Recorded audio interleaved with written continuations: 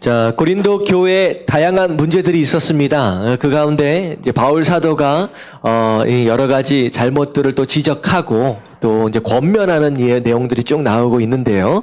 9장까지의 내용들 가운데 좀 중요한 내용이 무엇이었느냐? 하나님께서 우리에게 자유로움을 주셨다라고 하는 거예요. 자유인으로서 자유로움을 주셨는데 때로는 어떤 상황에서는 우리가 누릴 수 있는 이 자유와 권리를 때로는 양보할 수 있고 어떨 때는 이제 포기할 수도 있어야 된다라고 하는 거예요. 내게 주신 자유이기 때문에 내게 주신 권리이기 때문에 나는 아무 때서나 어디서나 나는 다 누릴 수 있다라고 한다면 이제 교회 공동체가 그것으로 말미암아 어려워질 수 있다라고 하는 거예요. 그래서 서로의 자유와 권리를 양보할 줄 아는 거, 그런 모습이 교회의 유익과 덕을 세움에 있어서 매우 중요하다라고 하는 내용들이 10장까지의 내용들 가운데 나왔습니다. 자, 그리고 이제 9장까지 나왔고요. 10장서부터도 이제 비슷한 내용들이 계속 반복되어서 나오고 있는데요. 자, 먼저 1절부터 6절까지의 말씀 우리 함께 한 목소리를 읽도록 하겠습니다. 다 같이 시작. 형제들아, 나는 너희가 알지 못하기를 원하지 아니하노니 우리 조상들이 다 구름 아래에 있고 바다 가운데로 지나며 모세에게 속하여 다 구름과 바다에서 세례를 받고 다 같은 신령한 음식을 먹으며 다 같은 신령한 음료를 마셨으니 이는 그들을 따르는 신령한 반석으로부터 마셨음에 그 반석은 곧 그리스도시라. 그러나 그들의 다수를 하나님이 기뻐하지 아니하셨으므로 그들이 광야에서 멸망을 받았느니라. 이러한 일은 우리의 본보기가 되어 우리로 하여금 그들이 악을 즐겨한 것 같이 즐겨하는 자가 되지 않게 하려 함이니. 아멘. 자, 오늘 1절부터 좀 나오는 내용이 이제 이스라엘 백성들의 출애굽을 좀 얘기를 하고 있죠. 맨 처음에 이게 보니까 형제들아, 나는 너희가 알지 못하기를 원하지 아니하노니, 무슨 말이에요? 알았으면 좋겠다는 거예요? 알지 않았는 게 낫다는 거예요? 알았으면 좋겠다. 꼭 알았으면 좋겠다라고 하는 표현을 부정을 이렇게 표현을 한 겁니다. 그래서 꼭 알았으면 좋겠다. 그러니까 이 다음부터 나오는 얘기는 너무나도 중요한 내용이에요. 너무나도. 결론적으로 얘기를 하면 하나님의 은혜 가운데 선택받은 이스라엘 백성들, 그들이 출애굽을 했어요. 그것은 하나님의 선택이기도 하고 하나님의 은혜이기도 합니다. 하지만 광야에서 어떻게 되어버렸다? 멸망을 당해버렸다라고 하는 거예요. 그래서 거의 대부분의 이스라엘 백성들 출애굽 세대들은요 거의 못 들어갔어요, 가나안 땅에. 근데 이유가 무엇이었느냐라고 하는 것이 바로 오늘 말씀 10장 초반 부분의 말씀입니다. 자, 보세요. 우리 조상들이 다 구름 아래 있었고 바다 가운데로 지나며 불기둥과 구름 가운데 하나님의 인도하심을 받았죠. 자, 바다 가운데 어느 바다예요? 홍해를 하나님께서 이제 지나가도록 하셨다라고 하는 거예요. 근데 모세에게 속하여 그 구름과 바다에서 세례를 받고 홍해를 건너는 그 상황을 신약에서는 뭐라고 설명하고 있느냐? 세례, 침례라고 설명을 하고 있습니다. 침례를 받는다. 세례의 의미가 뭐예요? 물속에 딱 들어가는 순간 이제는 내가 죄에 대해서 어떻게 되었다? 나는 죽었다라고 하는 거예요. 이전에 내 옛사람, 예전에 살았던 나의 모든 속사람에서부터 겉사람에서부터 모든 것이 물에 들어가는 순간 나는 죽었다는 거예요. 그리고 물에서부터 나오는 순간, 자, 무엇을 의미하는 거예요? 이제는 죽어진 삶에서 벗어나서 이제는 새로운 삶을 살겠다. 새 사람, 새로운 삶을 살겠다라고 하는 그런 의미죠. 근데 결국은 이런 겁니다. 홍해를 딱 들어가는 순간 하나님께서 뭘 잊어버려라는 거예요? 지금까지 400년 동안 살았던 애굽의 노예 생활, 죄 가운데 살았던 이 모든 것을 이제는 다 잊어버려라. 다 버려라. 이제는 거기서 다 죽어버려라는 거예요. 그리고 홍해를 딱 통과해서 나오는 순간 이제는 내가 너에게 준 은혜와 자유로움, 그 신령한 축복들 가운데 이제는 노예가 아닌 완전한 자유인으로 새로운 삶을 살아라 라고 하는 그런 의미죠. 이게 이제 그걸 의미하는 거예요. 세례다. 세례. 침례를 받았다. 그래서 홍해를 건넜죠. 자, 건너고 나서 자, 3절에 보니까 다 같이 신령한 음식을 먹었다. 뭐예요, 이게? 뭐예요? 만나. 예, 새벽마다 내리는 만나입니다. 만나. 이게 어떻게 보면 예수 그리스도를 의미하기도 하고, 이제 나중에 좀 설명을 좀 드리기도 하겠습니다. 그들의 하나님을 전적으로 의지하는 겸손함의 훈련을 위해서 허락하신 거예요, 만나. 자, 그리고 다 같은 신령한 음료를 마셨으니, 자, 어디에서 음료가 나왔어요? 반석에서 음료가 나왔습니다. 근데 쪼개진 반석, 자, 그 반석은 곧 무엇을 의미하느냐? 그 반석은 곧 그리스도시라. 이게 이제 어떻게 보면 신약에 있어서 굉장히 중요한 어떤 신학적인 메시지를 이 바울 사도가 굉장히 간단하게 뭐 정리를 좀 해준 거예요. 그 반석이 바로 예수 그리스도다. 다시 말하면 이 4절까지에 나와 있는 모든 내용이 어떤 것이냐? 하나님의 이스라엘 백성들에 대한 선택하심. 그리고 하나님의 또 특별한 은혜, 그리고 하나님의 특별한 인도하심, 특별한 또 공급하심, 또 특별한 보호하심, 이 모든 것들을 지금 얘기를 하고 있는 거예요. 그러나, 근데 5절의 말씀 보니까, 그러나 그들의 다수를 하나님이 기뻐하지 아니하셨으므로 그들이 광야에서 멸망을 받았다. 하나님은 기뻐하시지 않았다는 거예요. 대부분의 모습들을. 근데 왠지가 뒤에 나와요. 근데 결국은 그것으로 인하여 멸망을 당했다. 이 얘기예요. 아무리 하나님의 선택하심을 받았다라고 할지라도, 아무리 하나님의 축복 가운데, 은혜 가운데 살아가는 사람들이다라고 할지라도, 때로는 어떤 모습을 통하여서 이 이후에 나오는 모습을 통하여 심지어 멸망을 당할 수도 있다라고 하는 거예요. 가나안 땅 못 들어간다는 겁니다. 자, 보면 이러한 일은 우리의 본보기가 되어 우리로 하여금 그들의 악을 즐겨한 것 같이 즐겨하는 자가 되지 않게 하려 함이니, 이건 뭐냐면 지금 바울 사도가 이 이스라엘 백성들에 대한 내용을 기록하는 이유는 이렇게 생각할 수도 있고요. 그리고 하나님께서 말씀, 어떻게 보면 모세 오경을 통하여 이스라엘의 출애굽 상황들을 모두 하나님께서 기록하도록 명령하신 이유가 뭐냐라고 하는 거예요. 이유가 뭐냐? 그들의 멸망당함을 보고 뭐 하라는 거예요? 본보기가 되라는 거예요. 본보기. 저렇게 살면 아무리 축복 가운데 선택함을 받았다라고 할지도 어떻게 될 수 있다는 거예요? 멸망받을 수 있다라고 하는 거예요. 멸망받을 수 있다. 그것을 본보기로 삼아라라고 하는 것입니다. 자, 그래서 간단하게 얘기하면 7절부터 쭉 10절까지 나오는, 한 절씩 나오는 내용들이 뭐냐면 그들이 광야 가운데 행했던 일들이죠. 자, 첫 번째, 그들 가운데 어떤 사람들과 같이 너희는 우상 숭배하는 자가 되지 말라. 자, 이스라엘 백성들의 대표적인 우상 숭배는 뭐예요? 기억나신 게 있어요?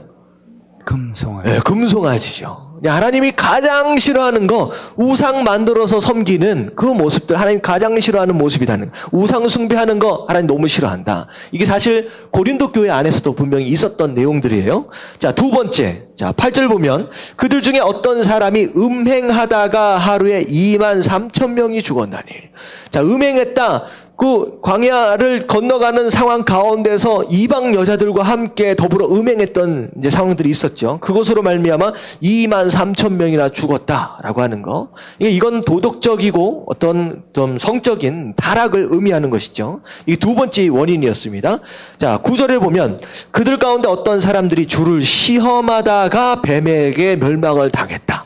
자, 하나님을 시험했다라고 하는 것인데요. 이제 이게 시험의 내용들이 이게 뭐였냐면, 길을 가다가 광야길이 쉬워요, 험해요?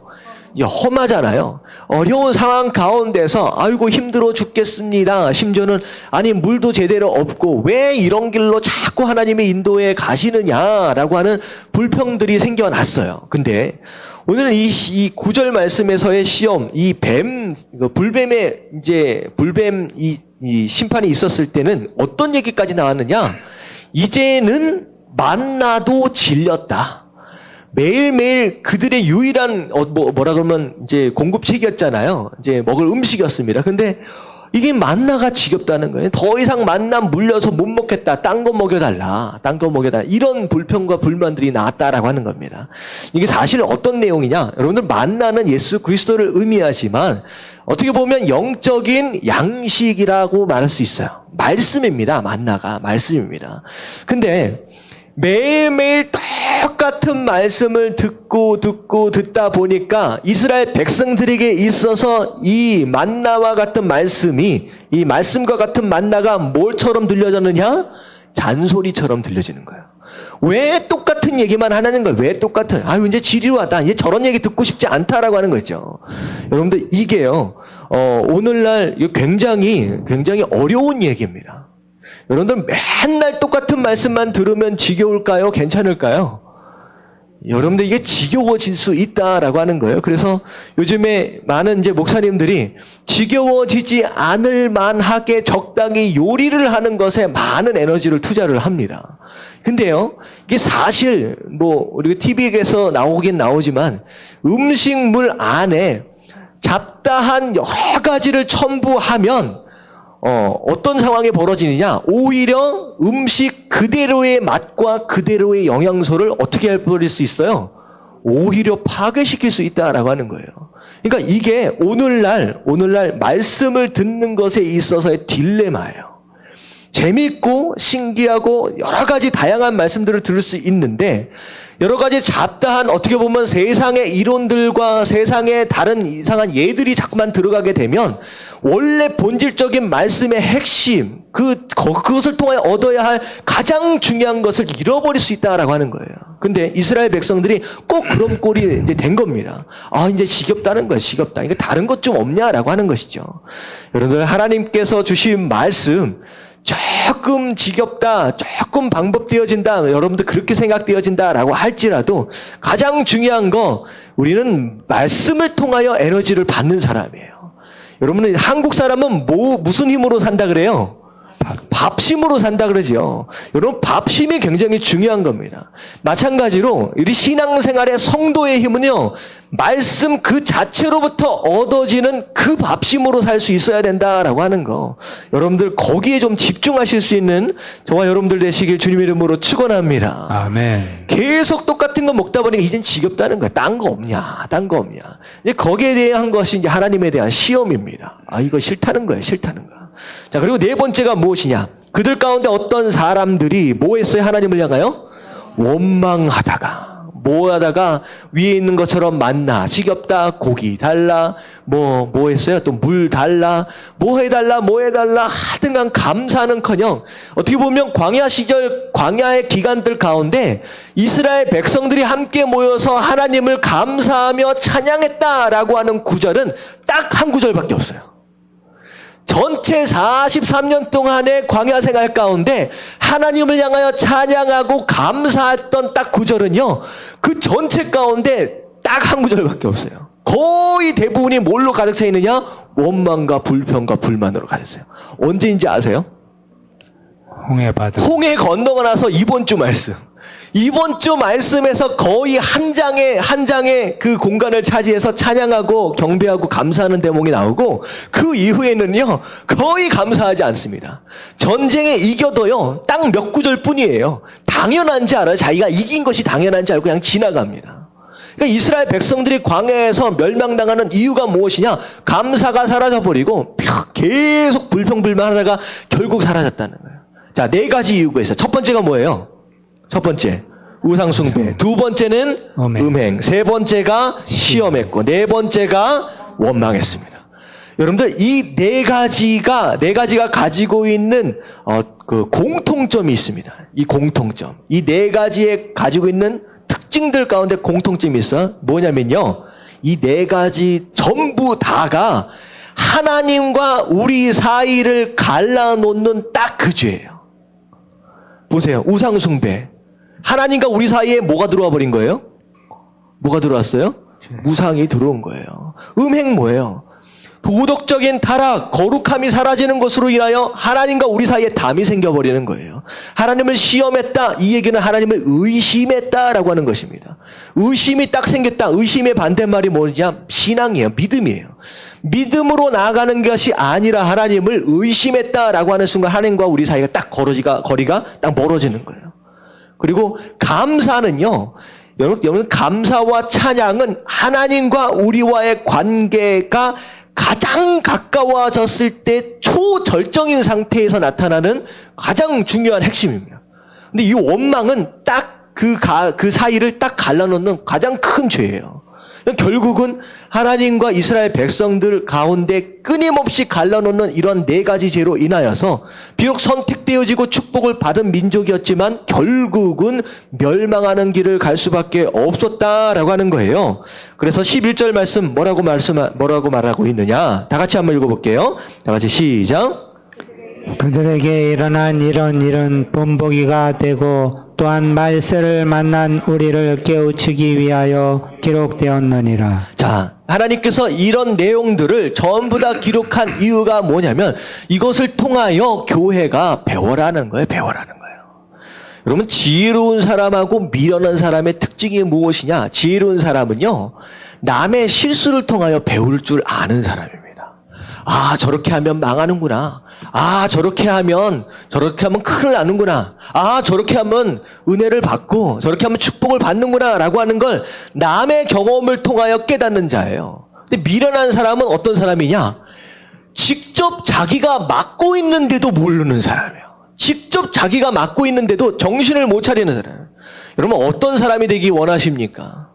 여러분, 말씀을 보는 가운데 우리가 가장 가져야 할 지혜가 뭐냐면 이스라엘 백성들의 실수를 통하여 우리가 교훈을 얻는 거예요. 아. 그래서 이게 보통 보면요. 성경에 가지고 있는 특징 중에 하나가 뭐냐면 이게 대부분의 위인전들 있잖아요. 신화들을 보면요. 이렇게 그 주인공의 잘못을 거의 적지 않습니다. 주인공의 잘못을 기록하지 않아요. 하지만 성경에 보면 소위 말하는 주인공격에 해당되는 뭐 인물들 있잖아요. 예를 들어서 모세 같은 사람이나 뭐 다윗 같은 사람, 아브라함 같은 사람 이런 경우는 거의 성경 안에 주인공과 같은 그런 이제 역할들을 하잖아요. 근데요, 성경이 너무 특이한 건 뭐냐면 그들의 잘한 것만을 기록한 게 아니라 그들의 어떻게 보면 추악하고 정말로 말로 참 말하기 민망할 정도의 그런 연약함들까지도 다 기록하고 있는 거예요. 이유가 뭐라고 생각하세요? 그게 우리의 모습일 수 있다는 거예요. 그리고 그것을 통하여 우리가 뭐 하길 원해요? 본보기, 배워라는 거예요. 사람은 다 똑같아. 그 안에 다윗과 같은 그런 불순함과 그런 연약함, 아브라함과 같은 그런 우유부단함과 연약함이 다 있다라고 하는 거야. 모사와 같은 그런 모습들이 다 있다라는 거예요. 다 잘난 모습이 아니라 그것을 통하여 배울 줄 아는 게 진짜 지혜다. 지금 그 얘기를 하는 거예요. 지금 바울 사도는 이 고린도 교회가 마치 이스라엘 백성들이 광야에서 망해버렸던 것처럼, 멸망당했던 것처럼 지금 이 시대, 그때 당시에 고린도 교회가 어쩌면 하나님 앞에서 이런 죄들로 인하여 멸망당할 수 있다라고 하는 그런 두려운 마음 가운데 이 얘기를 하는 거예요. 여러분들, 이런 말씀을 똑같이 우리 삶 가운데 하고 계신다라고 하는 것은 여러분들 우리에게도 멸망당할 수 있는 충분한 이런 원인 되어질 수 있는 요소들이 있다는 거예요, 없다는 거예요? 있다는 거예요. 우리 삶 가운데 혹시나 내 삶 가운데 우상되어짐이 혹시나 어디 있지는 않는지, 혹시나 하나님과 우리 사이를 갈라놓는 거룩함을 파괴하는 그런 죄악된 것들이 있지는 않는지, 혹시는 하나님을 의심하는 가운데 하나님을 테스트하고 시험하는 그런 모습들은 있는지 아는지, 혹시나 우리 삶 가운데 주신 은혜와 사랑을 감사하기는커녕 하나님 이거 없습니다, 저거 없습니다, 왜 그러십니까? 라고 원망과 불평들을 늘어놓지는 않는지 우리가 돌아볼 수 있어야 된다라고 하는 거예요. 여러분들, 진짜 지혜로운 성도로서 오늘 말씀을 통하여 우리 자신들을 돌아보고 우리 자신들 가운데 하나님께서 허락하시는 그 방향과 하나님의 의도를 따라서 우리의 말씀, 우리 삶을 조정해 갈 수 있는 저와 여러분들 되시길 주님의 이름으로 축원합니다. 아멘. 아멘. 자, 그리고 나서 12절 말씀 같이 한번 읽어봅니다. 시작. 그런즉 선절로 생각하는 자는 넘어질까 조심하라. 자, 11절까지는 바울 사도가 설교를 한 거예요. 그랬더니만 12절과 13절은 바울 사도가 뭐에 대한 내용이냐? 이 이야기를 듣고 나서 분명히 두 가지 반응이 있다는 거예요. 두 가지 반응. 성도들이 이 설교를 듣고 나서 두 가지 반응. 첫 번째는 뭐냐면 나는 괜찮다. 나는 이스라엘 백성들처럼 그렇게 우상숭배 안 해. 나는 열심히 하고 있는데 뭘 이런 말씀을까지. 나랑은 상관이 없을 것이다 라고 생각하는 사람들이 있다는 거예요. 그 사람들을 향하여서 뭐라고 얘기하느냐? 손줄로 생각하지 말라는 거예요. 너 괜찮을 것 같지? 너 아무렇지도 않은 것 같지? 너 왜 그렇게 생각하지 말라는 거예요. 너 섰다라고 생각하는 순간 뭐 할 수 있다는 거예요? 넘어질 수 있다. 넘어질 수 있다. 그래서 어떤 상황에서든지 말씀을 듣는 순간 나를 돌아보라는 거예요. 돌아보고 점검할 수 있어야 된다라고 하는 거. 이게 첫 번째 반응하는 자. 나는 괜찮다. 에이, 나는 이 정도만 해도 이제 괜찮지. A 학점이지. 라고 생각하는 사람들. 그리고 두 번째 반응은 뭐냐면 어떤 사람이냐면 이 살다 보면 어쩔 수 없지. 그냥 뭐 어떻게 완벽하게 어떻게 누구처럼 그렇게 살 수 있을까? 뭐 남들 적당히 타협하고 사는 것처럼 그렇게 사는 것이 인생 아니겠습니까? 라고 소위 핑계대고 변명하는 자들을 향하여 얘기하는 거예요. 에이, 이 땅 살면선 그렇게는 도저히 못 삽니다. 그냥 적당히 어울려서 사는 것이 인생입니다. 라고 핑계대는 사람들을 향하여 뭐라고 얘기하느냐? 사랑이 감당할 만한 시험 밖에는 너희가 당한 것이 없나니. 무슨 얘기예요? 그런 유혹들이 있다라는 거예요. 하지만 하나님 뭐라고 말씀하시냐? 그냥 유혹들에게 적당히 타협하여 살아버리는 게 우리의 모습이 아니라 그 시험 가운데에서도 너는 뭐 해라는 거예요? 그 유혹들을 감당해 내라. 왜? 너희 삶 가운데 네가 감당할 수 없는 시험은 주신 적이 없다는 거예요. 주신 적이 없어요. 이 말씀 우리가 굉장히 잘 아는 말씀이죠. 근데 본문에 나오는 맥락을 보고 보면요, 그런 말씀이에요. 이게 사실은 이 말씀은 어떤 용도로 많이 사용이 되느냐? 우리가 힘들고 어려운 일을 막 당하잖아요. 그럴 때 너한테 이길 수 있는 힘 주실 것이다 라고 하는 어떤 그런 의미에서 자주 쓰여지는 이제 본문입니다. 근데 원래 원문에서 이렇게 맥락을 찾아서 들어가면 그런 내용도 있지만 원래는 이런 의미예요. 핑계대는 자들. 적당히 타협할 수 없습니다 라고 세상 삶은 그런 것입니다 라고 핑계대는 자들 향하여서 아니다. 너 이길 수 있다. 그런 유혹들 가운데서도 이길 수 있다라고 얘기를 하는 거예요. 오직 하나님은 미쁘사 너희가 감당하지 못할 시험 당함을 허락하지 아니하시고 시험 당할 즈음에 또 피할 길을 내사 너희로 능히 감당하게 하시느니라. 그렇다라는 거예요. 피할 길까지 하나님께 허락하신다는 거예요.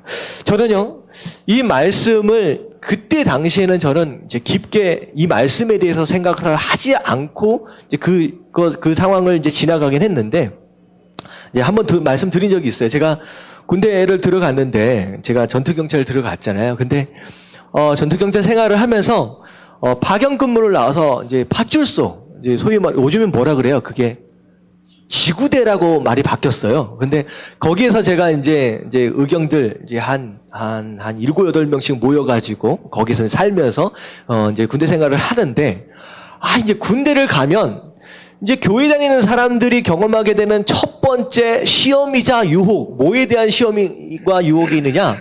술, 담배에 대한 문제가 있어요. 그래가지고 저는 이제 들어가자마자 이상하게 소문이 쫙 나가지고 제가 목사님 아들이라고 하는 소문이 부대 전체에 그냥 소문이 난 거예요. 그랬더니만 이 군대 들어갔던 이 고참들이 목사님 아들이니까 봐줄까요? 안 봐줄까요? 이 봐주기는커녕 오히려 데려다 놓고 더 괴롭히는 거야. 더 괴롭히는 거야. 그래가지고 저녁마다 술 이제 어떻게 되냐면 파출소 근무가 거의 한 2시나 3시 정도 되면 이제 거의 이제 사건들이 다 끝나요. 이제 술주전뱅이나 뭐 이렇게 해가지고 확 바쁠 때가 딱 12시, 1시, 2시예요. 3시가 딱 넘어가면 그때부터 이제 한산하거든요. 이 파출소 문화가 좀 이상한 문화야. 그래서 3시에 딱 근무가 끝나면 한바탕 뭐가 벌어지느냐. 저녁 때 파출소에 야참으로 주변에 있는 음식점들이 돌아가면서 음식들을 파출소 안으로 배달해서 넣습니다. 잘해달라고. 그러니까 그 음식들 남은 것 가지고 한바탕 술 파티가 벌어지는 거예요. 그 안에서 제가 막내로 이제 들어갔는데, 이 유혹과, 유혹은 아니에요. 저는 뭐 좋아하지는 않으니까. 근데 이 시험을 어떻게 견뎌야 하느냐. 너무 힘든 거예요. 너무 힘든. 근데 그 상황 가운데서, 나는 못 마십니다. 라고 할 수 있는 분위기가 아니에요. 뭐 그때 당시만 해도 제가 군대 생활을 할 때 요즘에는 안 맞는다 그러더라고요. 하여튼간 뭐만 있으면 새벽마다 끌려가서 맞는 게 일이었어요. 그러니까, 너무 힘든 거야. 그래가지고 안 마신다라고 이제 하여튼간 제가 2, 3주는 진짜 매일 밤마다 끌려나가가지고 소위 뭐라고 말해요? 비 오는 날 모나게 맞아요? 비 오는 날 먼지나게 맞는다고 하여튼간 그렇게 괴로움을 당했어. 근데 중요한 건 한 2주, 3주가 넘어가니까 무슨 일이 벌어지냐면 저 혼자 맞는 게 아니잖아요. 막내 교육을 잘못 시켰다고 제 위에 거의 3분의 2가 다 맞아. 그러니까 이 손영철 요 막내 하나가 들어와가지고 이 파출소 분위기가 어떻게 됐느냐 지옥이 된 거야. 그러니까 이 중간고참이 이놈한테 맨 처음에는 너 한번 당해봐라 해놓고선 술 마시려고 막 했는데 나중에 한 일주일 지나가니까 요놈은 있는 것 자체가 괴로움이야. 얘 때문에 우리가 맞고 너무 힘드니까 어떻게 되냐면 나중에 한 2, 3주 지나니까 중간에 있는 고참이 얘를 어떻게 해서든 그 시간 술 먹는 그 시간에 바깥에 근무를 내보내야 되겠다는 거야. 그래가지고 그 파출소 이제 경찰들한테 얘기를 해가지고 직원들한테 얘기해서 얘를 그 시간에 꼭 근무를 넣어주세요. 그래가지고 한 2, 3주 정도 매일매일 얻어 터지다가 어느 순간에서부터 제가 항상 그 시간에 근무가 들어가게 되는 거예요. 그래가지고 이 왕고참은 야 영철이 어딨어? 이 새끼란다. 데리고 와. 그래서 하여튼간 막 그러는데 저를 찾아서 오는데 저는 항상 바깥에 근무가 나가가지고 제가 그 이후로 이 중간고참 때문에 제가 한 6개월 정도 너무 편했어요. 이게 뭐예요? 하나님께서 뭐 할 길을 두신 거예요? 피할 길을 주시는 거예요. 제가 적당히 타협해버리고 에라 모르겠다 마셔버렸다고 생각해 보십시오. 그러면 제가 신앙생활 하는데 그 이후에 더 괴로워. 그러고 나서 제가 6개월 지나고 나서 하나님께서 정말 할렐루야 저 밑으로 막내를 하나 집어넣어 주셨네. 그랬더니 어떻게 됐느냐 고참들이 그동안 야 너도 막내 생겼는데 야 너 얘를 위해서 콜라 한 병씩 사오라고 해가지고 제가 술 다 마시는데 저 안에서 저 혼자 콜라 마시고 있었어요. 콜라 마시고. 그중에 크리스찬 2, 3명 정도 있었는데 제 덕분에 제가 콜라 마시기 전까지는 술 다 마시고 있다가 제 덕분에 같이 콜라 마시게 됐어요. 그리고 나서 어느 순간에 이 왕고 있잖아요. 제일 높은 고참이 사실 교회 다니는 애야. 교회 다니는 애인데 저랑 나이가 똑같아. 하여튼간 그렇게 괴롭히다가 나중에는 어떻게 됐냐면 저랑 되게 많이 친해졌어요. 근데 또 괴로운 게 뭐냐면 찬양을 되게 좋아하네. 나를 괴롭힐 때는 언제고 나보고 뭐라 그러면 항상 출동 나가면 왕고니까 그 부대 전체에서도 가장 높은 이제 서열 가운데 가장 높았어요. 그랬더니 닭장차 있잖아요. 그 버스 맨 앞에 앉아 걔가. 근데 저를 갖다가 항상 옆에다 앉아놓고선 차만 타면 플레이 이래요. 플레이. 그러니까 이제 MP3 틀어놓는 것처럼 녹음 테이프 틀어놓는 거 플레이 하면요. 이 1시간, 2시간 버스 타고 가는데 계속 복음성가 불러야 되는 거야. 그러니까 저는 그때부터 찬양 가사를 외워야 되겠다는 생각이 든 거예요. 이게 제가 외우지 못하는 찬양들이 많더라고요. 부르려고 하니까 생각이 안 나네.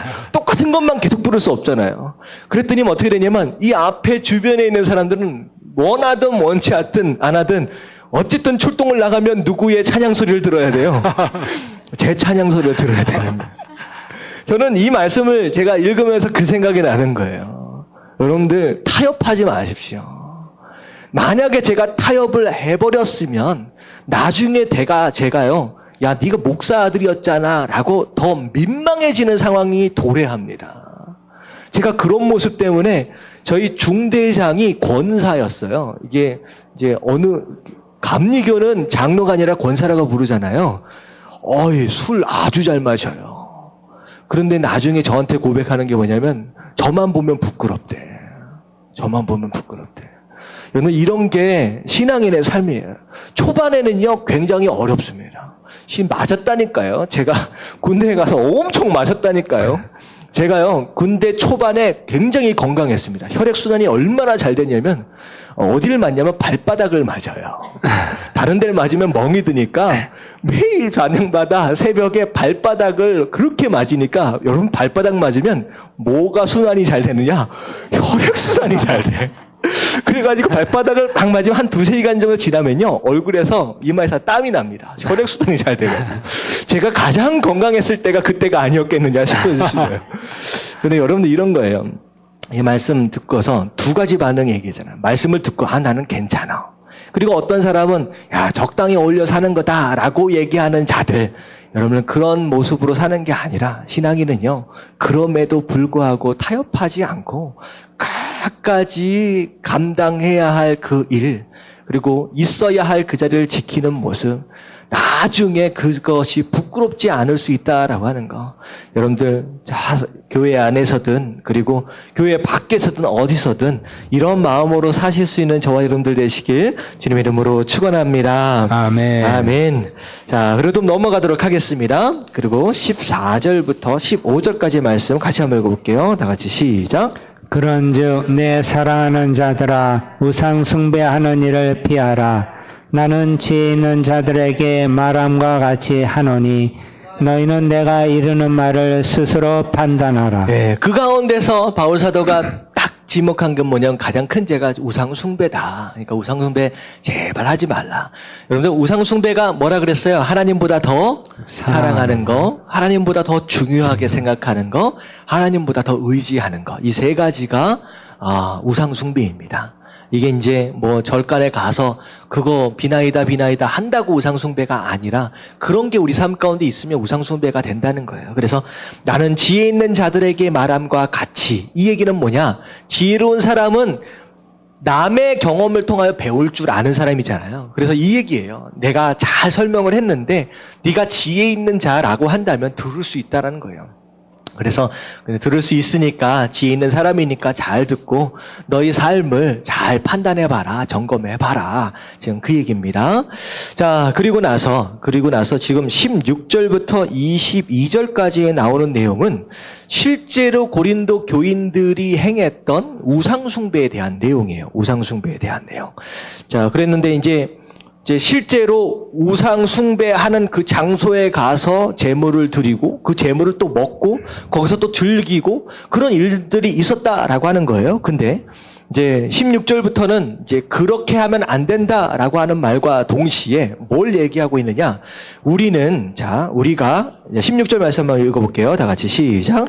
우리가 축복하는 바 축복의 자는 그리스도의 피에 참여함이 아니며 우리가 떼는 떡은 그리스도의 몸에 참여함이 아니냐. 자, 16절 말씀은 마치 뭐에 대한 말씀 같아요?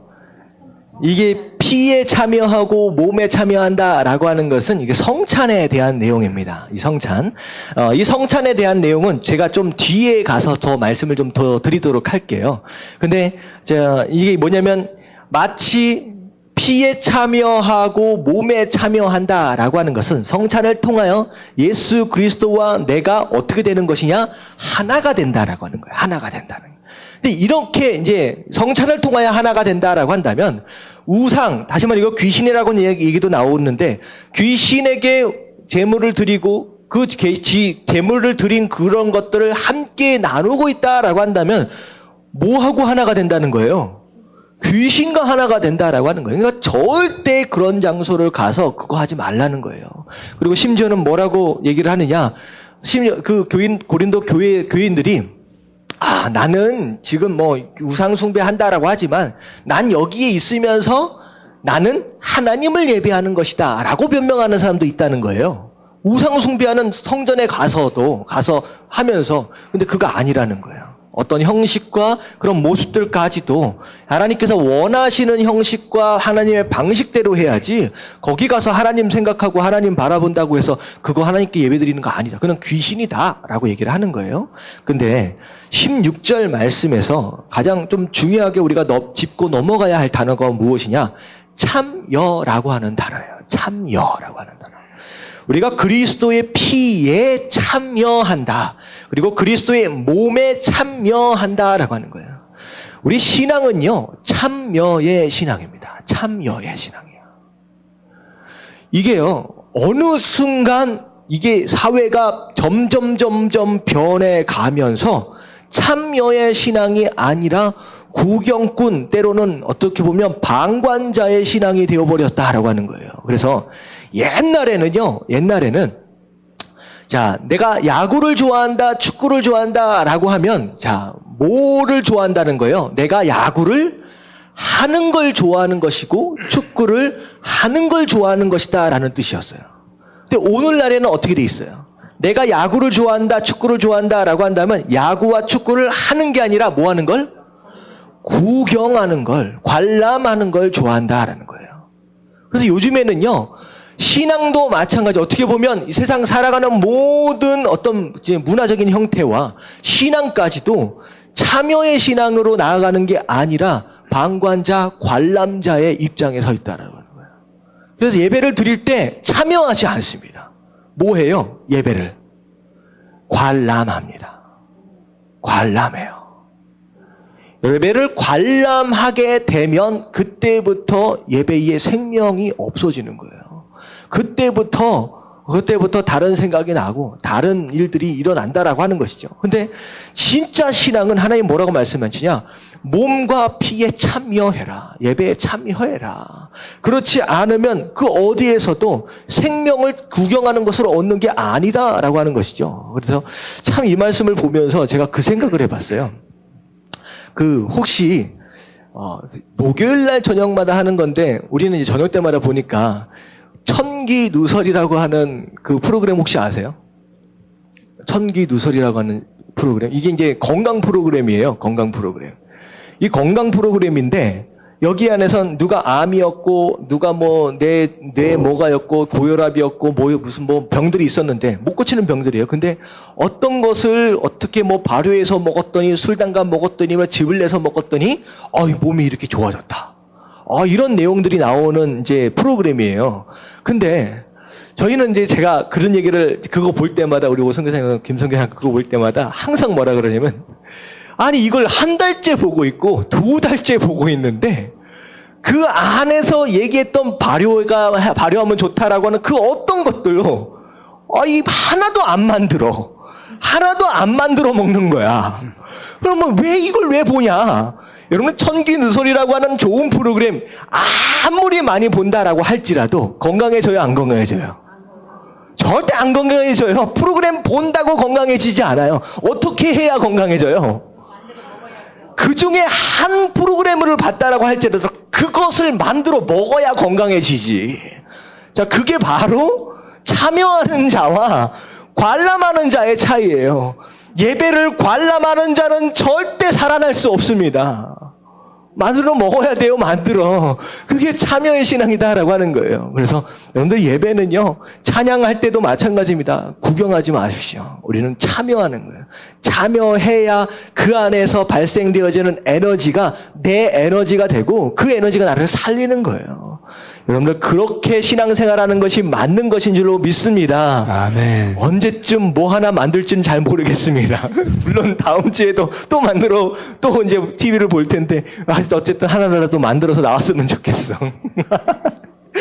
자, 이제 그 얘기입니다. 그래서 자, 우상 섬기지 마라. 그리고 성찬과 마찬가지로 그거 재물을 드리고 재물을 함께 나누는 그것 자체가 서로 하나됨을 의미하는 것이다. 그리고 중요한 건 예배는 참여하는 것이다 라고 얘기를 하는 거예요. 자, 좀 더 넘어가도록 하겠습니다. 자, 23절과 24절 말씀을 같이 한번 읽어볼게요. 다 같이 시작. 모든 것이 가하나 모든 것이 유익한 것이 아니요 모든 것이 가하나 모든 것이 덕을 세우는 것은 아니니 자, 누구든지 자기의 유익을 구하지 말고 남의 유익을 구하라. 자, 모든 것이 가하다라고 하는 것은 다 할 수 있다는 거예요. 우리가 자유인이다라고 하는 거예요. 어떤 것을 원하든 어떤 것을 원하고 좋아하는 것이든 다 할 수 있는 자유와 권리가 우리에게 있다라는 거예요. 근데 모든 것이 또 유익하지는 않대요. 다 할 수 있긴 있지만 유익하지를 않고 또 다 할 수 있지만 모든 것이 덕을 세우는지는 또 못한다라고 하는 거예요. 이게 뭐에 대한 내용이냐면 공동체에 대한 내용입니다. 공동체에 대한 내용. 내겐 뭐든지 다 할 수 있는 자유로움과 권리가 있어요. 하지만 내 이런 자유와 권리, 그것이 때로는 공동체의 유익과 공동체의 덕을 세움에 있어서 해로울 수도 있다라고 하는 거예요. 그렇다라고 한다면 뭘 얘기를 하는 거예요? 누구든지 자기의 유익을 구하지 말고 남의 유익을 구하라. 이 얘기는 이게 내 행동이나 내 자유로움이 공동체에 유익을 주지 못하고 덕을 세우지 못한다라고 한다면 내 자유와 권리를 때로는 어떻게 할 줄을 또 알아야 된다?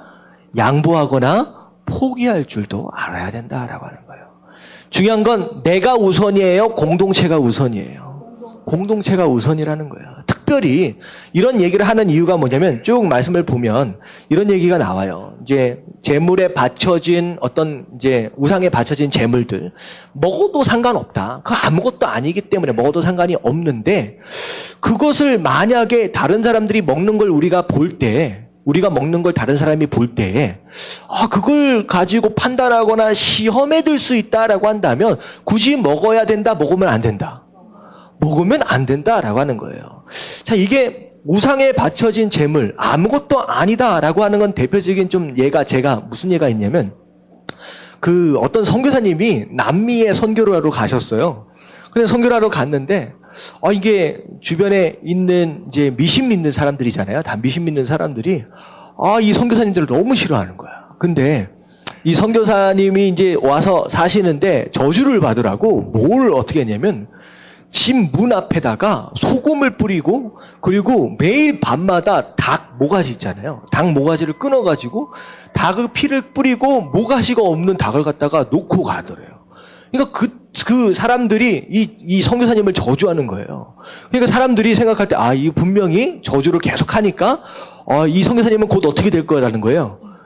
죽거나 병들거나 결국은 쫓겨나서 나갈 것이다.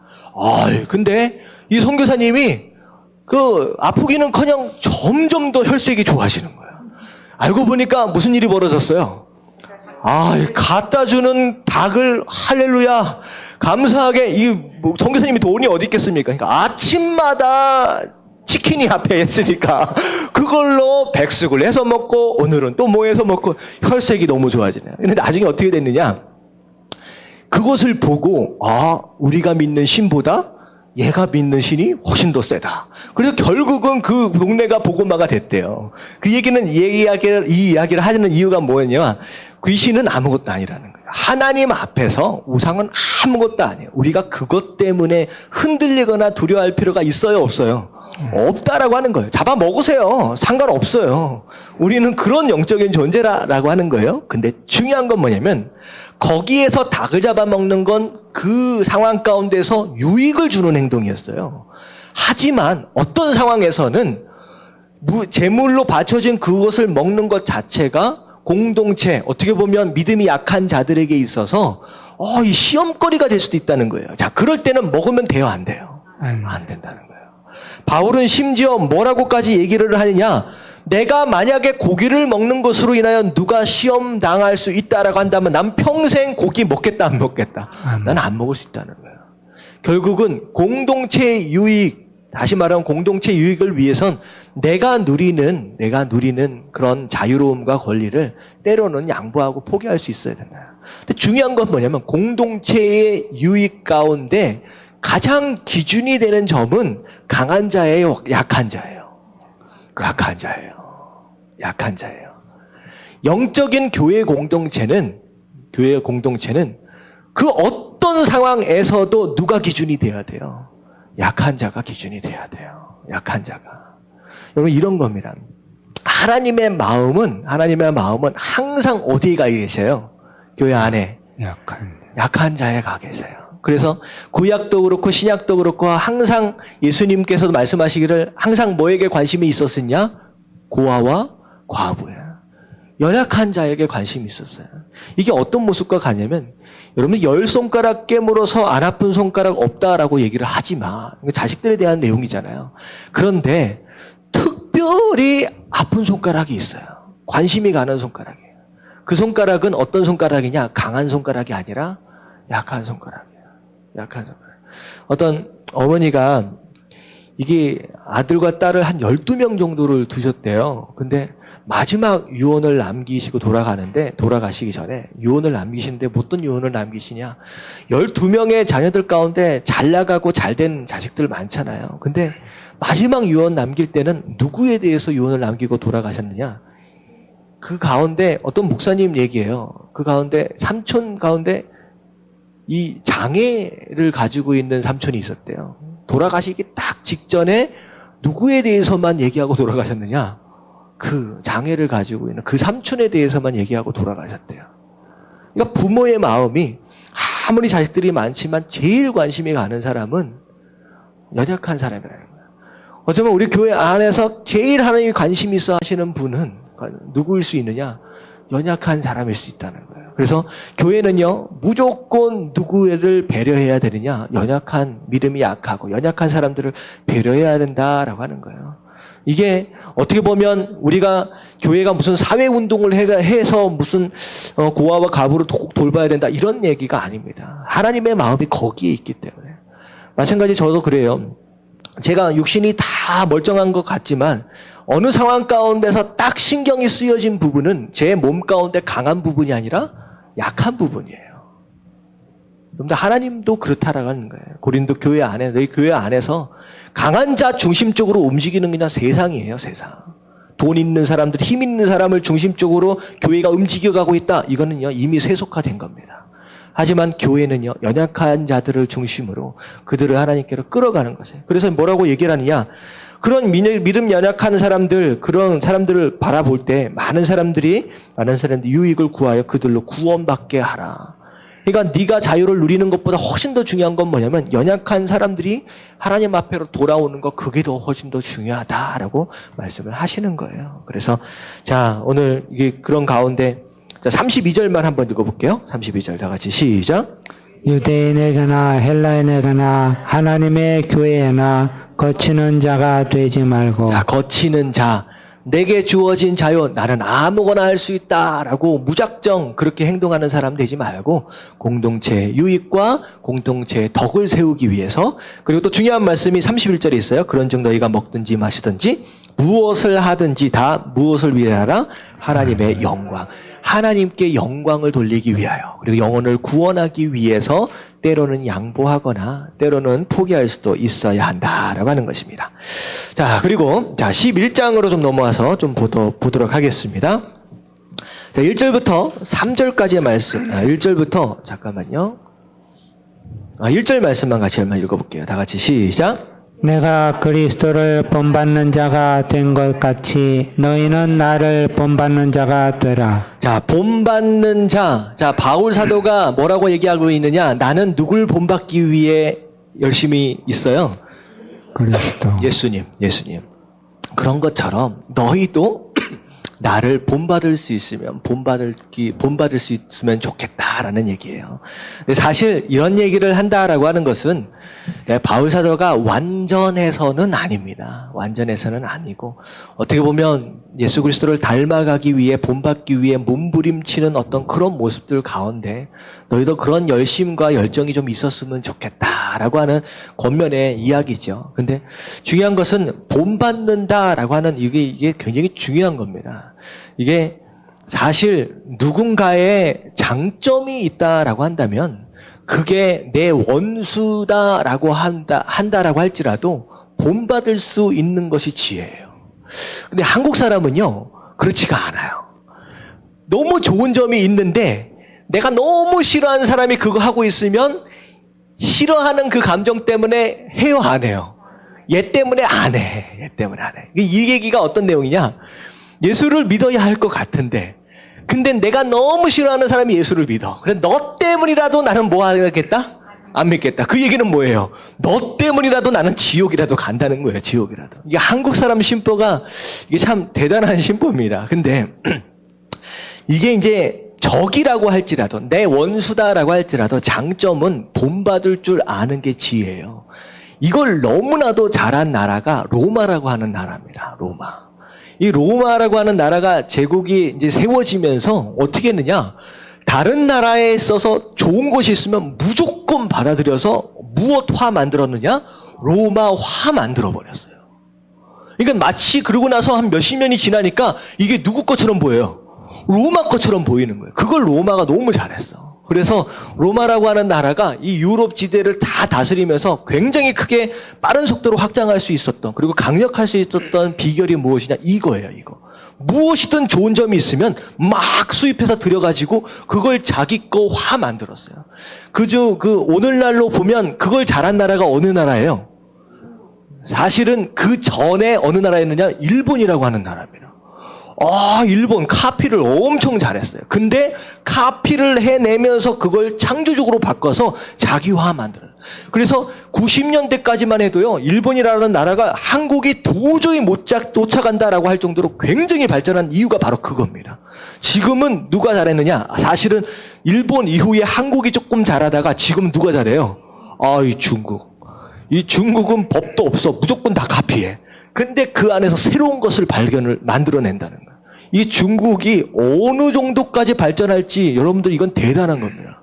그러니까 본받는다, 남의 장점들을 닮아가려고 애쓴다라고 하는 이런 마음들은 굉장히 중요한 겁니다. 그래서 누가 그런 얘기를 했어요.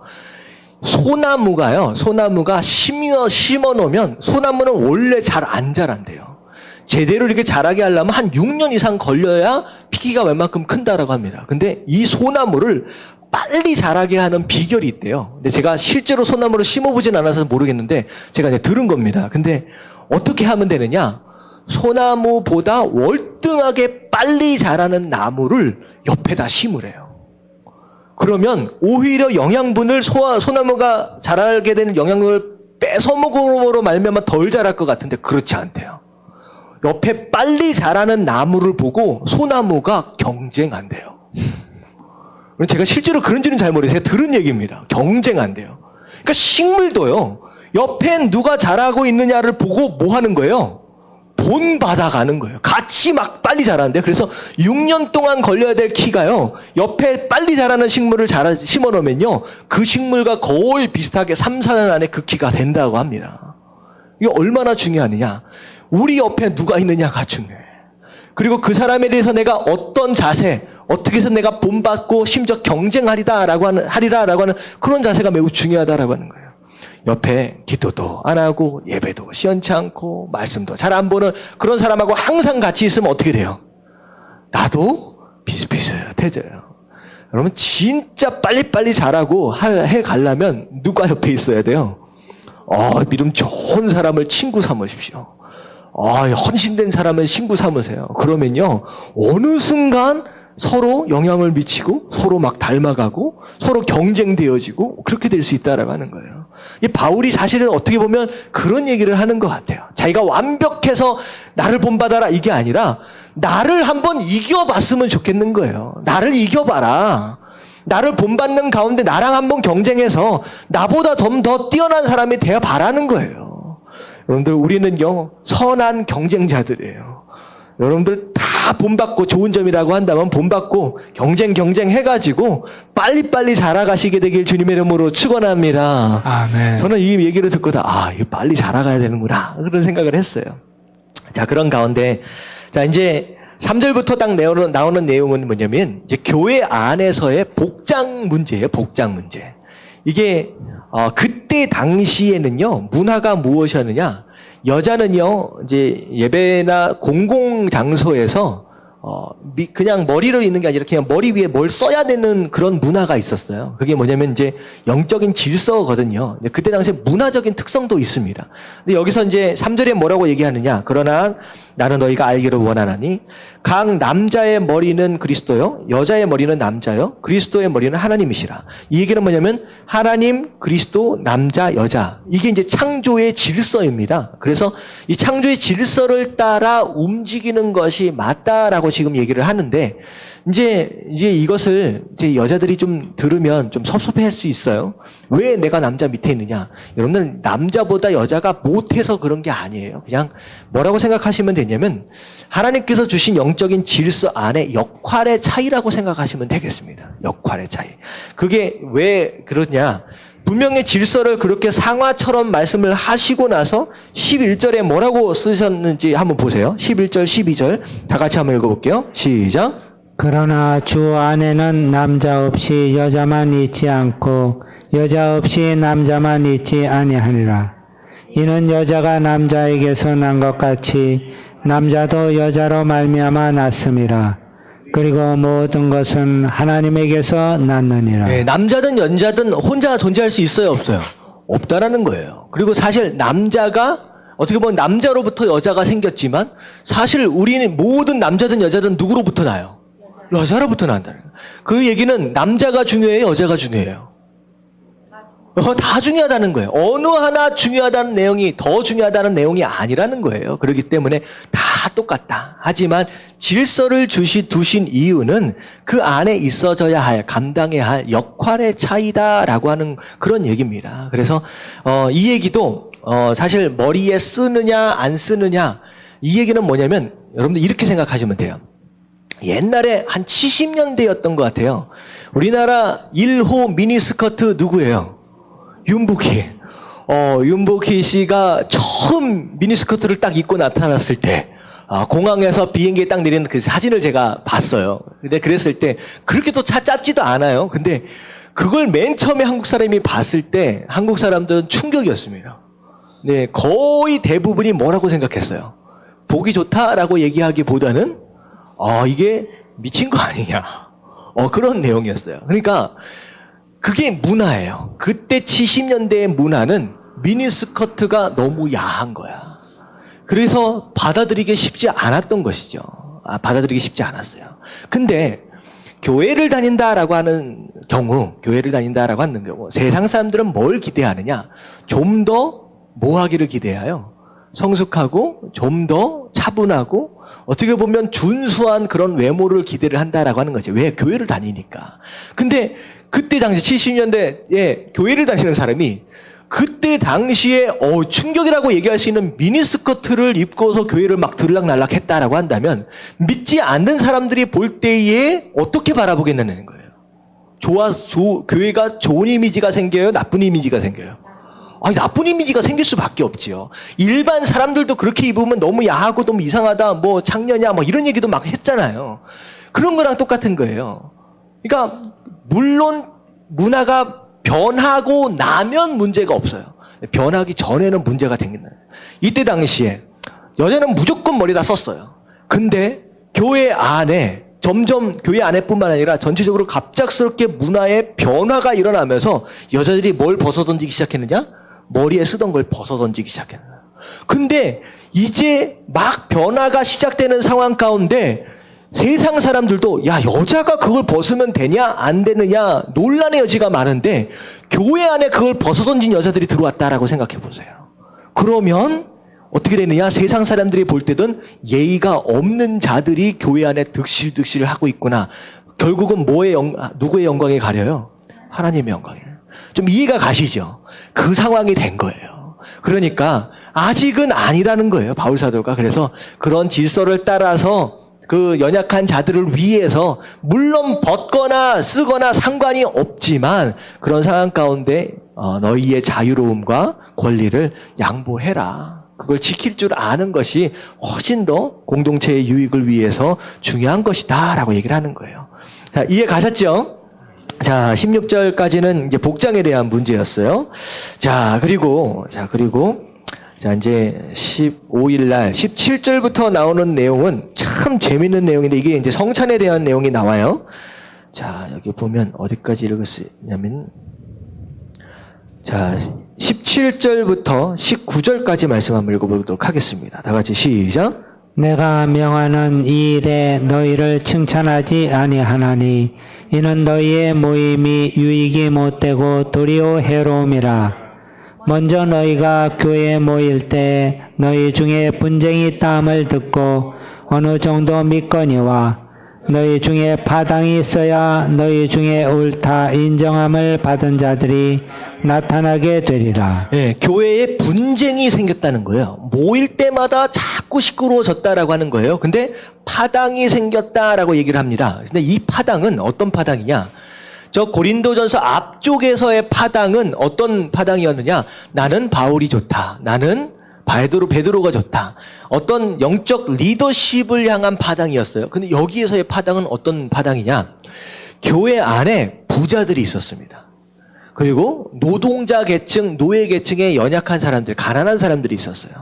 이 부자들이 이게 교회 안에서 어떻게 보면 권력과 어떤 부유함으로 인하여서 교회가 반으로 나눠진 상황이 벌어진 거예요. 그래서 부자들은 부자들끼리 모이고 가난한 사람은 가난한 사람들끼리 모였어요. 근데 중요한 건 뭐냐면 이때 당시에는 예배가 드려지기 전에 먼저 식사를 한 것 같아요. 먼저 식사를. 이게 이제 성찬, 오늘날의 성찬은 예배 안에서 떡과 포도주를 마시는 것 자체가 이제 성찬이라고 얘기를 하지만 이때 당시에는 교회에서 함께 먹고 마시는, 어떻게 보면 예배가 끝나고 우리가 밑에 내려서 밥 먹잖아요. 그것 자체를 성찬으로 이제 생각을 했습니다. 초대교회는 그게 성찬이었어요. 근데 고급 신분, 부유한 사람들은 교회에 일찍 올 수 있어요. 오히려 노동자들은 일을 다 마치고 와야 되잖아요. 그러니까 일찍 올 수도 있어요. 근데 올 때 부자니까 뭘 싸가지고 와요? 먹을 것을 싸가지고 오는 거야. 근데 중요한 건 뭐냐면 예배가 시작되기 전에 노동자들, 그 가난한 사람들이 오면 가지고 온 음식을 함께 나눠 먹어야 되잖아요. 근데 어떤 일이 벌어지냐? 진짜 유치한 거예요. 부자들이 딱 와가지고 자기네들 음식을 가지고 와서 야, 걔네들 오기 전에 빨리 먹자라고 해서 다 먹어버린 거예요. 그래서 노동자들, 이게 가난한 사람들이 딱 오니까 어쩔 수 없잖아요. 가지고 올 수 있는 여력도 없는데 와보니까 음식이 있어요, 없어요? 없어요. 그러니까 예배 드릴 때 무슨 마음으로 드려요? 배가 고파서 쫄쫄 굶은 상황 가운데 예배를 드리게 됐다는 거예요. 이게 21절 말씀입니다. 21절 다 같이 시작. 이는 각각 자기의 만찬을 먼저 갖다 먹으므로 어떤 사람은 시장하고 어떤 사람은 취하며 어떤 사람은 배고파 죽겠고 어떤 사람은 뭐까지 했어요? 취했어요. 얼마나 포도주를 많이 먹었으면 예배 때 취해서 예배를 드릴 정도로. 그래서 뭐라고 말씀하시냐? 너희가 먹고 마실 집이 없느냐? 네가 음식점이 없어서, 네가 술집이 없어서 여기 음식 가지고 와서 그렇게 먹고 마시느냐? 이건 아니다. 진짜 유치한 것이다. 이게 뭐라고까지는 내가 너희에게 무슨 말을 하랴? 이 바울이 이 얘기를 딱 듣는 순간 말문이 막힌 거예요. 진짜 한심하다. 유치하기 짝이 없다. 어떻게 그럴 수 있냐는 거예요. 그러면서 자 23절에 나오는 내용이 이제 성찬에 대한 내용입니다. 내가 너희에게 전하는 것은 주께 받은 것이니 곧 주 예수께서 잡으시는 밤에 떡을 가지사. 결국은 교회 안에서 음식을 나누는 것에 있어서의 기준이에요. 가져야 할 마음이에요. 함께 음식을 나눠라 라고 하는 이 모든 것들이 누가 허락하신 거예요? 예수님이 허락하셨다는 거예요. 예배를 드리고 함께 음식을 나눠라. 이거는 교회 안에서 너무나도 중요한 것이다 라고 얘기하는 거예요. 그리고 나서 축사하시고 떼어 이르시되 이것은 너희를 위하는 내 몸이니 이것을 행하여 나를 기념하라. 식후에 또 그와 같이 잔을 가지시고 이르시되 이 잔은 내 피로 세운 새 언약이니 이것을 행하여 마실 때마다 나를 기념하라 하셨으니 떡과 잔을 나누시면서 나를 기념하라, 나를 기억하라 라고 말씀을 하시는 거예요.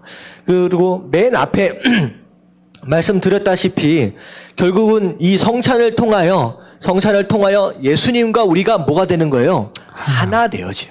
근데 그 잔과 떡을 성도가 함께 누리는 것으로 인하여 누가 하나 되는 거예요? 성도가 하나 되는 거예요. 그러니까 성찬의 가장 핵심 의미는요, 하나됨이에요. 그 성찬을 통하여 예수 그리스도와 내가 하나 되어지는 것이고 함께 나눈 것으로 인하여 우리 성도가 하나 돼 영적으로 하나 된다라고 하는 것이 바로 성찬의 의미인데 지금 고린도 교회 안에서 벌어지고 있는 성찬은 하나됨이에요, 뭐예요? 이게 아니에요. 다 나눠주는 거예요. 어떻게 그렇게 할 수 있느냐라고 얘기를 하는 거예요. 결국은 교회 안에 우리 성도가 하나 되어짐에 있어서의 너무나도 중요한 이 성찬이 제대로 이루어지지 않는 모습으로 인해서 이건 아니다. 마지막에 26절에 너희가 이 떡을 마시며 이 잔을 마실 때마다 주의 죽으심을 그가 오실 때까지 전하는 것이라.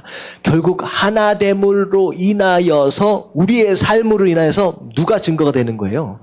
예수님이 증거되어지는 거예요. 예수님의 헌신과 죽으심과 그 사랑이 증거되어지는 게 성찬의 의미인데 도대체 어떻게 이렇게 되느냐. 여러분, 이게 성찬이 이제 굉장히 중요한 건데, 하나됨이에요. 결국은 성도가 하나됨에 있어서 가장 핵심이 바로 이 성찬, 예수 그리스도의 몸과 예수 그리스도의 피를 나누는 이것에서부터 이제 시작된다라고, 음식을 나누는 것에서부터 시작된다라고 얘기를 하는 겁니다. 근데 이제 한 가지만 좀 말씀을 좀 드릴게요. 사람이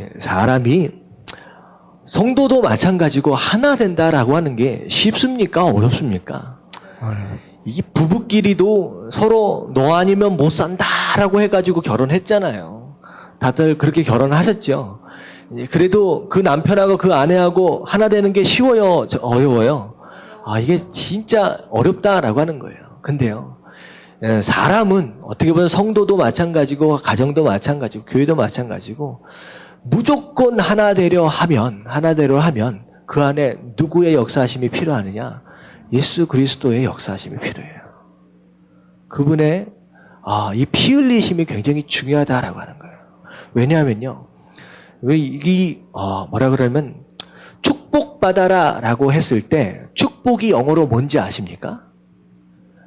축복을 영어로 뭐라 그래요? blessing이라 그래요. blessing. God bless you라고 하면 하나님께서 너를 축복하실 것이다. 축복, 이 blessing이라고 하는 단어가 원래 어디에서 온 단어인지 아세요? bleeding에서 났어요. bleeding이 무슨 뜻이에요? 피 흘림입니다. 그러니까 사람이 누리는 축복, 어떻게 보면 교회 공동체 안에서 하나됨으로 누릴 수 있는 축복의 근원이 무엇이냐? bleeding이에요. 피 흘림이에요. 예수 그리스도의 피 흘림이 없이는 절대 누구도 하나 되지 못합니다. 그리고 성도 간의 하나됨도 마찬가지예요. 나의 피 흘림이 없이는요, 누구와도 하나 되지 못해요. 끝까지 교만하고 고개 뻣뻣이 들고 있으면요, 절대 하나 될 수 없습니다. 제가 이 역사 이야기를 하나를 해드릴게요. 그 제국이라고 하는 이제 형태를 맨 처음에 시작했다라고 얘기할 수 있는 나라가 어느 나라냐? 아수르라고 하는 나라입니다. 이 아수르라고 하는 나라가 이제 제국이 뭐예요? 제국이 나라와 나라를 어떻게 만들겠다? 하나로 만들겠다라고 하는 거예요. 근데 이 아수르라고 하는 제국이 이 나라와 나라를 하나로 만들기 위해서 사용했던 방법이 무엇이었느냐? 혈통을 섞어버리는 거였어요. 그래서 이스라엘 민족 북이스라엘을 점령해서 들어왔을 때 어떻게 했느냐? 말이 혈통을 섞는 것이지 어떻게 했느냐? 남자들은 다 죽여버리고 여자들을 다 끌어다가 전부 다 퍼뜨려가지고 피를 섞어버렸어요. 그래가지고 생겨난 새로운 민족이 있죠. 사마리아 사람. 근데 이렇게 하면 섞여질 줄 알았어요. 그랬는데 섞여졌어요? 안 섞여졌어요? 절대 안 섞여졌어요. 오히려 그들 민족 가운데 무엇만을 심어졌느냐? 분노만을 심어졌어요. 아수르 제국이 오래 가지 못했습니다. 민족들마다 가지고 있는 이 분노 때문에 이 나라가 온전해질 수 없었던 거예요. 이 아수르 제국이 끝나고 나서 누가 제국으로 등장을 하느냐? 바벨론이 제국으로 등장을 합니다. 바벨론이 아수르를 통하여 배웁니다. 이건 피를 섞어서 이렇게 하면 안 되는구나. 그래서 어떻게 했냐면 그들이 어떻게 했느냐면 뿌리를 잘랐어요. 그들이 살고 있는 지역에서 이제 띄워놓는 거예요. 그래서 어떻게 했느냐? 포로로 끌고 와서 그들이 가지고 있는 문화와 어떤 교육, 과학 같은 이런 모든 것들을 가르쳤습니다. 그래서 끌려간 사람들의 대표적인 인물들이 다니엘, 사드락과 메삭과 아벳네고가 그냥 끌려간 거예요. 자, 그런 식으로 해서 끌려갔어요. 그랬는데 이것이 하나됨을 이루었느냐? 이루었어요? 못 이뤘어요? 못 이뤘어요. 끌려온 사람들 마음 가운데 10년, 20년, 30년, 40년 지날 때마다 마음 가운데 뭐가 새록새록 떠오르냐? 소위 말하는 향수병, 고향 땅, 내가 돌아가고 싶다라고 하는 그런 마음들이 막 일어난 거예요. 그랬을 때 또 다른 새로운 제국, 어느 제국이에요? 페르시아 제국. 페르시아 제국이 이 바벨론, 엄청나게 강한 이 바벨론 제국을 무너뜨렸던 굉장히 중요한 이슈가 있었어요. 그게 뭐냐면 페르시아 누구 왕 때 바벨론이 무너졌어요? 고레스 왕 때 바벨론이 무너졌습니다. 고레스 왕이 뭐라고 얘기를 하느냐? 우리와 한 나라가 되면 너희들 전부 다 어디로 돌려보내준다? 고향으로 돌려보내준다. 그래서 이스라엘 백성들이 고향으로 돌아온 거예요. 갑자기 돌아온 게 아니라 고레스가 딱 와서 얘기한 게 뭐냐면 바벨론 힘들었지. 고향 그립지. 우리나라로 들어오면 다 고향으로 보내줄게. 했더니 어떻게 되느냐. 주변에 있던 모든 나라가 페르시아 제국을 향해서 문을 다 열어줘 버렸어요. 사실 정복 당하기 전날 밤만 해도요. 이 바벨론이 잔치하고 있었어요. 파티하고 있었어요. 이게 그렇게 갑작스럽게 무너질 줄 몰랐어요. 근데 그 얘기 하나 때문에 다 무너진 거예요. 그래서 페르시아가 들어오면서 문 다 열어줘서 결국은 바벨론이 한순간에 망해버리게 됩니다. 근데 이 페르시아가 오래 갑니까? 못 갑니까? 이게 오래 가지 못합니다. 고향으로 돌아갔더니 이들을 컨트롤 할 수 있는 능력이 있습니까? 없어요. 이거 없는 거야. 다 돌아가 너무 멀어지니까 컨트롤 할 수 있는 제도적인 문제가 생겨요. 그래서 결국은 안 돼요.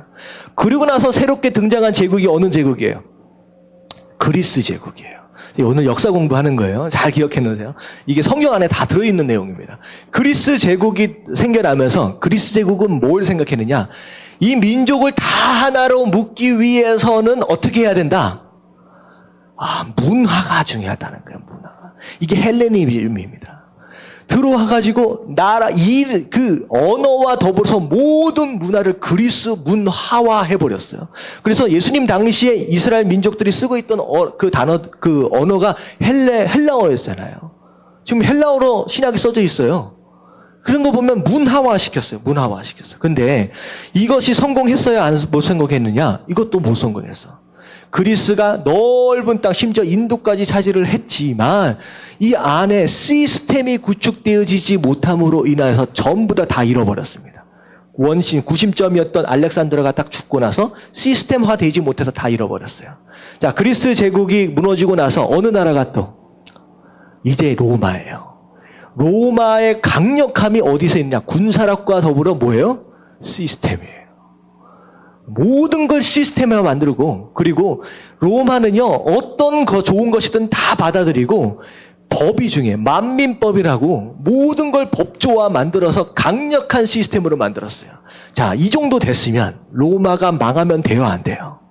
이 모든 제국의 역사를 보면서 유익한 것들을 다 뽑아내서 딱 했는데 분봉왕 세우고 총독 세우고 이게요 보통 머리에서 나온 게 아닙니다. 지금 아수르, 바벨론, 페르시아, 그리스가 거쳐가면서 가장 좋은 시스템이 뭘까? 그들의 왕을 세우시고 그들의 왕을 컨트롤할 수 있는 총독을 세우고 그것을 다스릴 수 있는 변하지 않는 법을 세우고 이게 보통 머리가 아니에요. 그랬는데도 불구하고 로마가 망했어요. 뭐 때문에 망했어요? 영적인 갈급함에서 망했어요. 아무리 많은 걸 누려도 이 안에 끊임없이 채워지지 못하는 영적인 갈급함. 그게 채워지지 않으니까 결국은 성적으로 도덕적으로 타락해버려서 결국 로마가 망합니다. 자, 새롭게 세워져야 할 하나님 나라. 이게 성도의 하나됨과 온 인류의 하나됨이잖아요. 결국은 무엇으로만이 가능하다? 영적인 채우심. 누구로부터? 예수 그리스도의 피 흘림으로부터만이 가능하다라고 하는 거예요. 교회가 하나 된다라고 했을 때 우리가 여기서 교훈을 얻어야 됩니다. 우리의 하나됨은 예수 그리스도로부터예요. 예수 그리스도의 피 흘림으로부터. 그리고 함께 나눠지는 공동체 안에서의 피 흘림으로부터만이 가능하다라고 하는 그런 내용이죠. 여러분들 여기 말로 할 수 없는 이런 유치한 일들이 많이 벌어지는데 우리가 어떻게 해야 하나 되느냐라고 하는 것들을 이제 자세하게 이제 설명을 하고 있는 내용이죠. 자, 그런 가운데 이제 하나만 좀 더 보고 이제 마무리를 하도록 하겠습니다. 자, 이런 교회들 가운데 연약한 어떤 그런 지체들이 쭉 있고 하는데 이제 30절 말씀을 한번 읽어보도록 할게요. 다 같이 시작.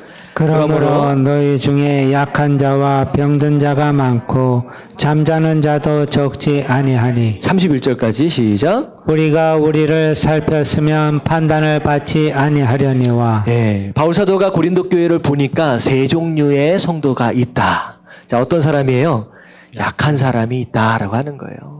조금만 뭐라 그러면 시험 들고 삐지고 자빠지고 막 그런 사람들이 있고, 또 어떤 사람이 있어요. 병든 자. 이거는 교만한 사람입니다.